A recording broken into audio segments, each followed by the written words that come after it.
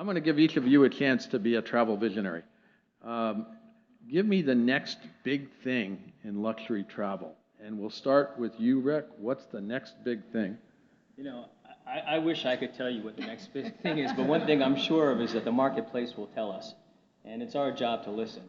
I mean, none of us can lead the market leads us. And so we have to have listening ears, and we have to be receptive to what we're being told, and we have to be really in touch with the consumer.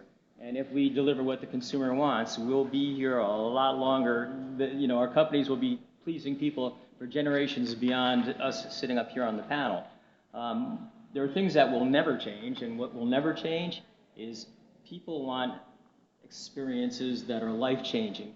People want to feel like a welcome guest. People want to get their money's worth and then some.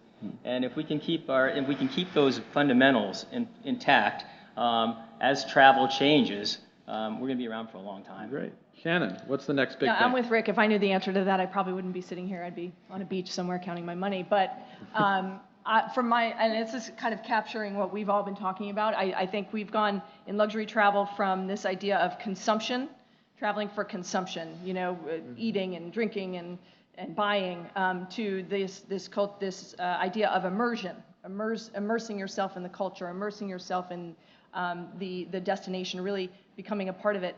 The next step is this idea of conversion.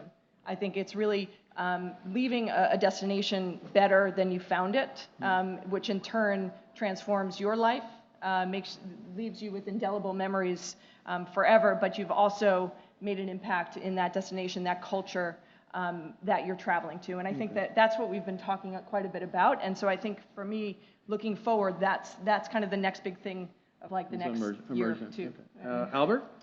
Very quickly, in the world we live in, obviously tech gets to be faster and faster, quicker and quicker. Your clients will be more knowledgeable than you will be. They claim to be more. They'll come to you with what they think they want to.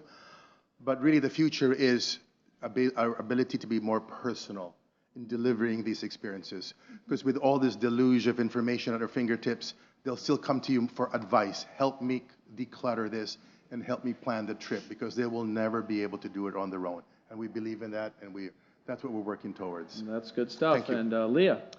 So we already see it now a little bit, and I agree with Shannon. If I really knew this, I'd be on a beach somewhere as well, counting my money.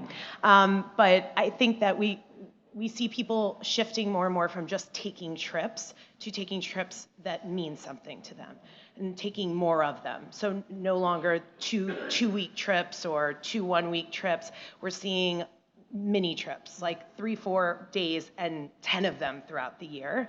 People want to see more places. They, you know, whether we agree with how long they're seeing it for or not, they want to experience it. So, you know, I think we're going to see more specific wellness-focused trips, specific adventure-focused trips, specific, you know, self-care-focused trips. So I think that it's going to evolve into trying to figure out how people can see more places and hone in on their specifics. Or their passions, yeah. On their passions, yeah. Navin? Okay, so I think in many ways it comes back full circle to sustainability, and we all will help shape that, just the way Apple's shaped our habits, and you see people with all of their media around them today. And one of the ways I'm happy to share with you that we will be transforming the traveler to the Arctic and Antarctic is with a polar exploration ship, which will introduce citizen science. People are very keenly interested in understanding their environment. They want to know why you want to know the physiological changes in humpback whales and their migration to the Antarctic, or why you want to build a reef in the Pacific, or why you want to clean up the Aldabra atoll in the Seychelles. And they want to participate and become part of that. That is going to be a very important trend in luxury. And we'll round it up with you, Becky. What's your next big thing?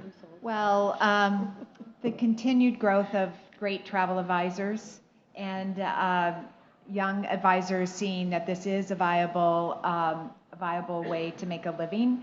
We have more advisors at 30 that are making 6 figures that I've ever seen. So I think that's going to continue to grow. But I also think clients' resilience to things happening in the world. we saw very little cancellations with Australia with the fires, and now people are wanting to travel there because they want to give back.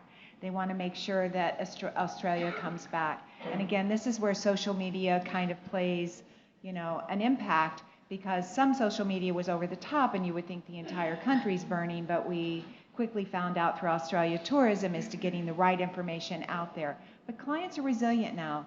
They're not going to shy away from destinations because something happens there. So it'll be interesting with the whole SARS-like virus that's going on now, and if we start seeing a lot of cancellations there. We haven't yet, but we'll see.